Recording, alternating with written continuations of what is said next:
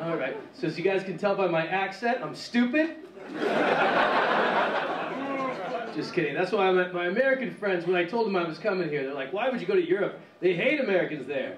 And I'm like, but I'm not just American. I'm an Arab American. So there's no way you could hate me more than I hate myself. No one even believes I'm an Arab, because, you know, I'm happy. And I get that. There's not a lot of happy Arabs on TV. There's only bad Arabs doing bad things. Because we're just on the news. We don't have a TV show to counterbalance all that negativity. And TV shows humanize people. Like Will and Grace did amazing things for the gay community. The Cosby Show, well, no. But nobody's made a TV show for Arabs yet. Nobody's made a Everybody Loves Ahmed.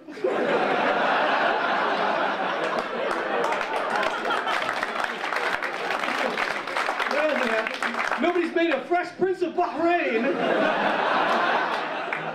Wouldn't you guys watch How I Met Your Mothers? Wouldn't you watch that?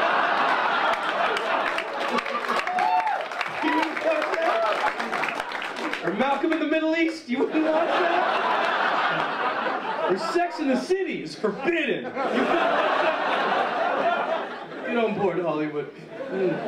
I'm not a regular Arab. I have a Muslim father and a Jewish mother. Oh, thank you. Silence and a rumble of concern. That's perfect. That was the sound of the wedding.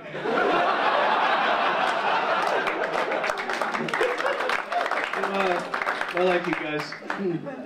It's so weird. People always freak out and they find out I have a Muslim dad and a Jewish mom. They're like, Muslim dad, Jewish mom? What does that make you? Super circumcised. Eyes up here, buddy. Eyes up here. That's what it makes me. I come from such angry people. Even my dick looks like a bullet.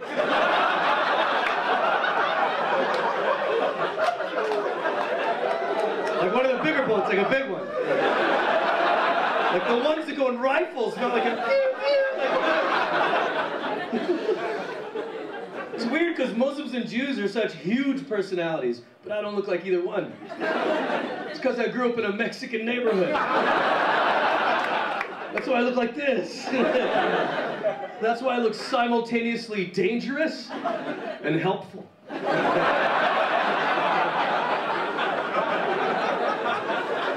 I know what I look like. I look like I work in the accounting department of a Mexican gang.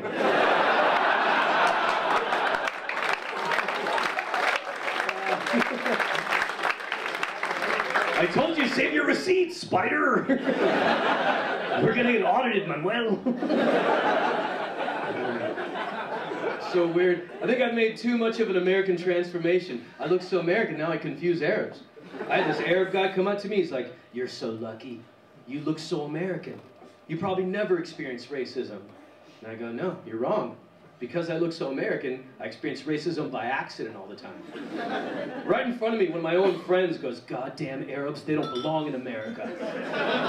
Everybody else fits in, not them. And I go, hey man, I'm an Arab too. And how do you know it's my fault? How do you know the reason I didn't fit in is because the programs in America were never designed for me. Because when I got to America, they put me in a classroom called English as a Second Language. There were no Arabs there. It was me and 37 Mexicans. I got home, my dad's curious. He's like, how was school? And I go, ay, papi.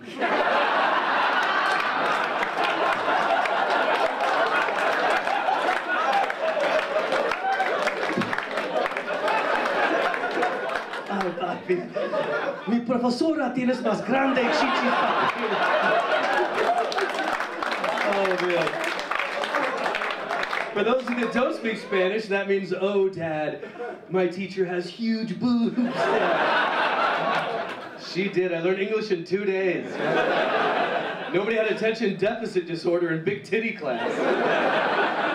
She had all of our attention. Made me think, if you want to fix the education system in America, why not hire strippers to teach math and science? It would work. Fuck you, China. We'll make our own iPhones. Thanks to Miss Cinnamon. She was the best. I I just hate all the stuff that's happening in the news right now about immigrants and immigrating. I think being an immigrant is one of the most underrated things in the world. It's one of the most difficult things you could do ever. To leave your family behind, your culture behind, everything you know for the pursuit of happiness. That's the most American thing I could think of. We did it when I was 8 years old. We left Egypt for America. It took us 3 years. 3 years of praying together every night, doing paperwork every day, just wishing to get to the so-called best country in the world. And then we got there. It took us 3 days to want to go home. It's true. We got to America confident on October 28th. But 3 nights later, on October 31st, Halloween night, we had the scariest night of our lives. We had no idea what Halloween was. Nobody told us, man. Imagine being a little 8-year-old Egyptian kid, every 10 minutes another monster's knocking at the door. I was like, why did we move here? We didn't know this happened one Thursday or every Thursday. We didn't know. 3 little kids dressed like Batman rung our doorbell. I was like, Mom, 3 little Muslim women want Snickers. I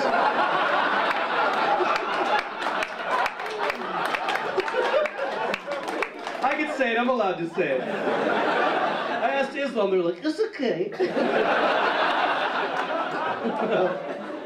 It's so silly.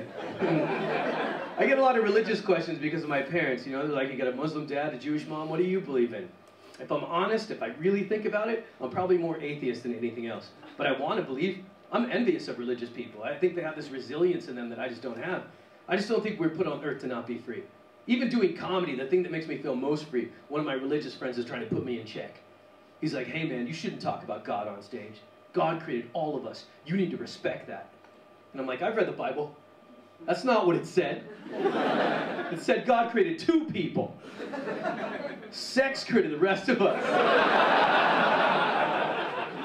2 people's really not that impressive. My friend Heather made 3 people.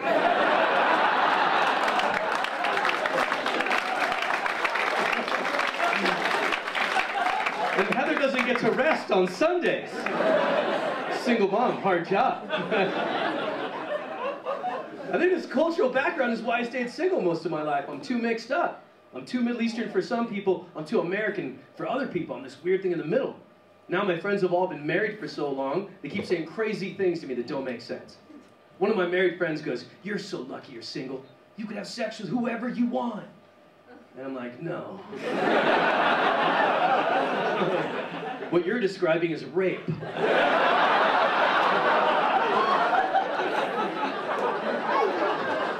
Only rapists can have sex with whoever they want.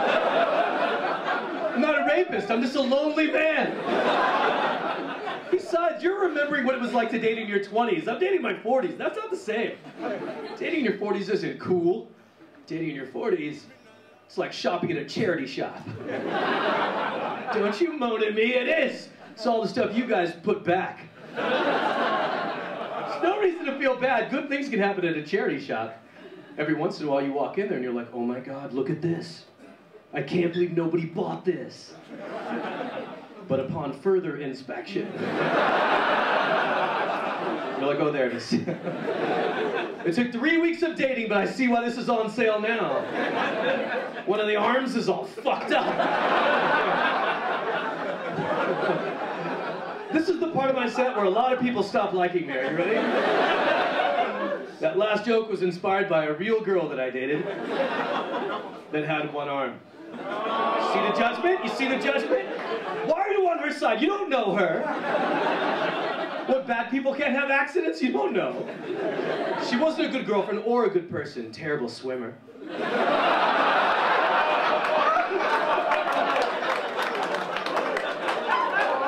Stop swimming in circles! It's time to go. I know it makes me sound like an asshole. I've done the emotional math. But she cheated on me.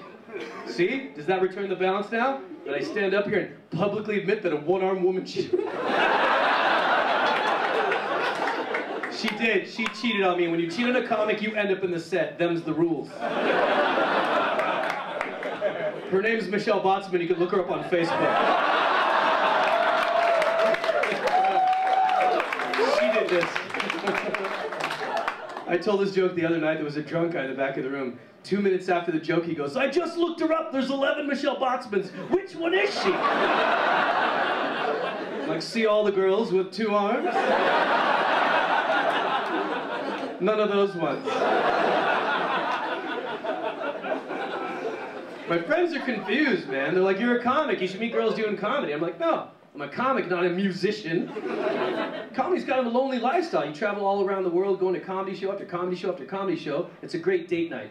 I'm surrounded by couples, surrounded by love all around me. Now I'm in my 40s, I'm creepy. I just stare at people in love now. I can't help myself. I look at people in love the way dogs look at people at dinner. I'm like...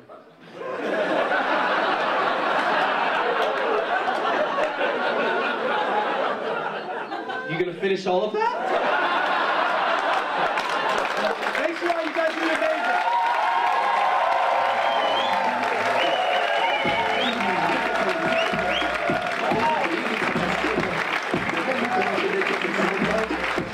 Tamer Kattan, everybody!